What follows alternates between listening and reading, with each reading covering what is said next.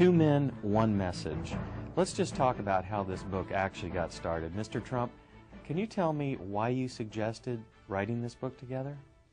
Well, I've been a big fan of Robert's and of Rich Dad for so long. I've seen it, I've read it, everybody I know has read it, and he's just a very special man who I wanted to do something with. And we were making a speech together, and I listened to his speech, I liked it. He listened to my speech, I assume he liked it. You'd have to ask him, but I assume he liked it. And one day, after one of our speeches in front of a tremendous crowd of people, 61,500 people, he came up to me and he said, we ought to do something together. And I've had lots of #1 bestsellers, and he's had lots of #1 bestsellers, and we're just putting it all together. Mr. Kiyosaki, how did you feel when Mr. Trump asked you to write this book with him? Well, he's right. When I listen to his talk, he always talks about think big. Mm-hmm. And when we said, let's write a book together, I had to think big. And that's what I had. It was beyond reality at that moment. So I thank him for, sharing his celebrity with me. Beyond reality television. Yeah. So what has your experience been working together on this book?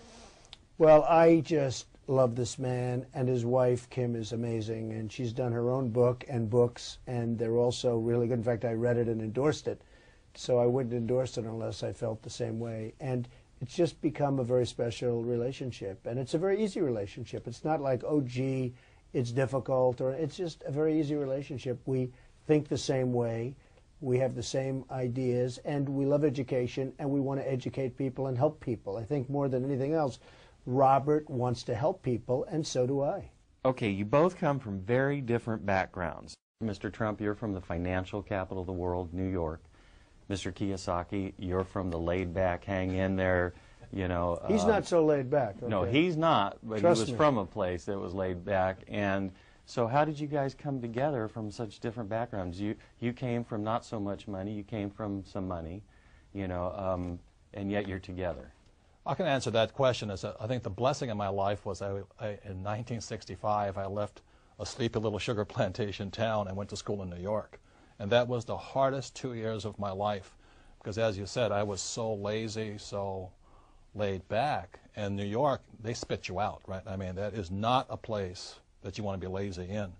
But after the second year, I started to love New York City, and that's why I think we see eye to eye on many things today, is because New York really changed me. I could never go back to Hawaii again. New York is the most special place on earth. I think that's the answer. It is the financial capital of the world. Well, New York City has a great energy, and a lot of people are energized by coming to New York. They get off a plane and they're not so great, and all of a sudden they become these energetic people. That's so true. And it does have an amazing influence on people, as it did with Robert. Now, Robert's coming to New York, and I'm going to Hawaii because I'm going to build a big building in Honolulu. But New York is a great place. Mr. Trump, are you afraid of failing? I'm not afraid of failing. Life, you look and you turn on the newscasts every night, and you see thousands of people killed in earthquakes and tsunamis and hurricanes and all of the problems and wars that we shouldn't even be in, and lots of different things. And when you see all of the problems in the world, what is there to be afraid of? Mm-hmm. It doesn't matter. To a certain extent, it all doesn't matter. My answer to that is, I think what we have in common also is we both went to military schools. Yeah. And military school is about discipline, about being bigger, about following orders, about leading. But what else we have in common is that we both failed. And he lost nearly $1 billion. I lost a lot of money. A lot of money. But it was paper. And I lost only lost $1 million. And I think what makes us better is when you wrote your book, The Art of the Deal, I was so impressed. But when you wrote The Art of the Comeback and what it meant to come back from being down so far, and most people are terrified of losing $100, and here you're down $1 billion. Billions. And you come back. And I think that's what we have in common is once you've faced that much what everybody's afraid of, you're not as afraid anymore. I think that's really the difference. And for me personally, it was the best education I could have gotten was to find out where I made all my mistakes and rebuild my company. You wouldn't want to do it again, but no. It was a great education. But when I read Art of the Comeback, I said, this is a big man. That's when my respect for him grew, because Art of the Deal you know, he's telling about his successes. But when he wrote Art of the Comeback, that's when you grew in my, my eyes, is because most people will not admit their mistakes.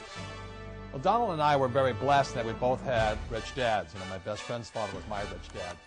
And financial education is more important than ever before. So I thank you for viewing this, and I wish you all the best of luck.